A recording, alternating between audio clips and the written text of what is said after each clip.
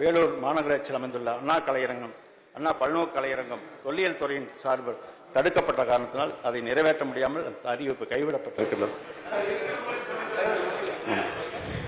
தொல்லியல் துறை தடை. மூணு மானிய கோரிக்கை, ஒரு மானிய கோரிக்கையை பதில் சொல்லிட்டு அறிவிப்பு சொல்லியிருக்காங்க. இப்ப ரெண்டாவது மானிய கோரிக்கை ஆரம்பிச்சிருக்காங்க. ஒவ்வொன்றுக்கும் 15 நிமிஷம் ஆகும்னு சொல்லியிருக்காங்க.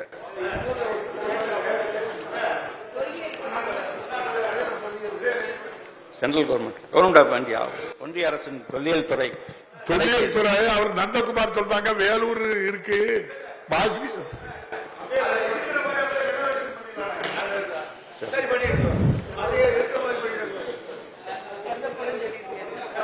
சரி சரி பண்ணிடலாம்.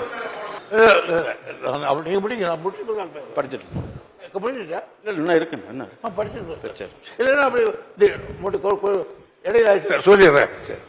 மாண்புமிகு பேரவைத் தலைவர்களே, வேலூர் அண்ணா கலையரங்கமும் கைவிடப்பட்டது என்று சொன்ன பொழுது அதற்கு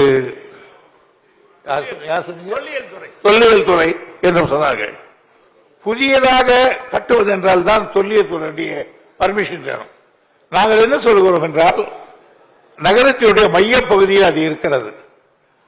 அந்த அதே சீர் பண்ணி அதை ஒரு டவுன் ஹால் மாதிரி வச்சுக்கணும்னா அரசாங்க விழாக்கள் நடத்துவதற்கு ஒரு இடம் கிடையாது எங்களுக்கு வேலூர்ல. பொதுவாக நடத்துவதற்கு இதுவாக இருக்கும். ஆகையினால் புதியதாக கட்டுவதற்கு தான் தொல்லியல் துறை தேவைப்படும்.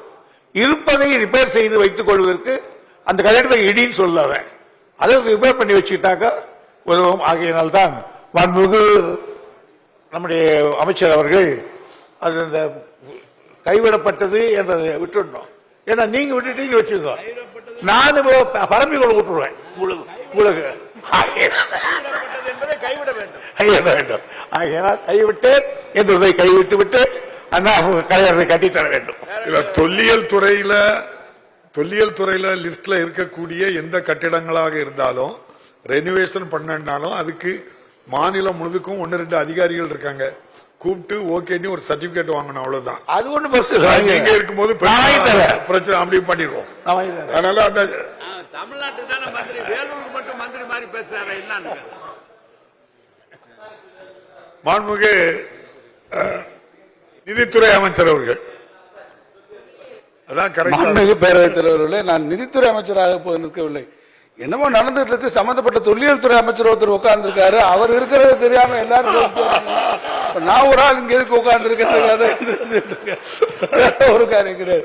நீங்க சரியாக சொன்னதை ப்ரொடெக்டட் மானுமெண்ட்ஸா இருந்தா அது திருப்பி ரெஸ்டரேஷனாக இருந்தாலும், புதுசா இல்லை ரெஸ்டரேஷனுக்கு நீங்க போறதா இருந்தாலும் இதுவா இருந்தாலும் அதுக்கான அனுமதி வேணும். இன்னும் கூட சொல்லணும்னா அதுல இருந்து ஒரு குறிப்பிட்ட தூரத்துக்கு நீங்க போனீங்கன்னா ரெகுலேட்டட் ஏரியா இருக்கு. அதுல இருந்து பண்ணதுனா கூட தொல்லியல் துறையினுடைய அனுமதி என்பது அவசியமானது, அத்தியாவசியமானது. எனவே தொல்லியல் துறை அமைச்சர் என்ற முறையில் அதற்கான உரிய அனுமதிகளை எல்லாம் என் துறையிலே பெற்றுக் கொண்டதற்கு பிறகு அவங்க 2 பேரும் பேசி ஏதாவது முடிவுன்னா நல்லா. நீங்க அவை முன்னவர் அவ்வளவு பேர்ந்ததுக்கு அப்புறமும் நீங்க இப்போ கையால் வந்த மாதிரி ஆகி போச்சு. எனவே இந்த பொறுப்பை எங்க சார்பில் தென்னரசு எடுத்துக் கொள்வார்கள். அவரே இருந்து எங்களுக்கு வாங்கி தருவார்கள் விரைவாக. நன்றி. மாண்புமிகு பேரவைத் தலைவர்களே, வேலூர் அண்ணா கலையரங்க பிரச்சனைக்கு பொறுப்பேற்றுக் கொண்ட நம்முடைய மாண்புமிகு நிதியமைச்சர் அவர்களுக்கு என்னுடைய நெஞ்சம் நிறைந்த நன்றியை தெரிவித்துக் கொள்கிறேன். அவை முன்னவருக்கும் நிதியமைச்சருக்கும் நிதியமைச்சர் அவர்கள். பேரவைத் தலைவர்களே, நான் ஒரு யோசனையை தான் சொன்ன ஒழிய பொறுப்பேற்றுக் கொள்ளவில்லை. அந்த பொறுப்பேற்றுக் கொள்ளாததிலே நிதித்துறை அமைச்சர் என்கின்ற வகையிலும் நான் பொறுப்பேற்றுக் கொள்ளவில்லை என்பதை நான் தெளிவுபடுத்த விரும்புகிறேன். இல்ல, நீங்க அவை முன்னவருக்கே பொறுப்பேற்க முடியலன்னா இது நியாயமா? செய்தித்துறை அமைச்சர். மாண்புமிகு பேரவைத் தலைவர்களே, அந்த பிரச்சனையை பொறுத்தளவு உச்ச நீதிமன்றம் அவை முன்னவர் 2 அமைச்சர்கள் நீரின்றி அமையாது உலகு.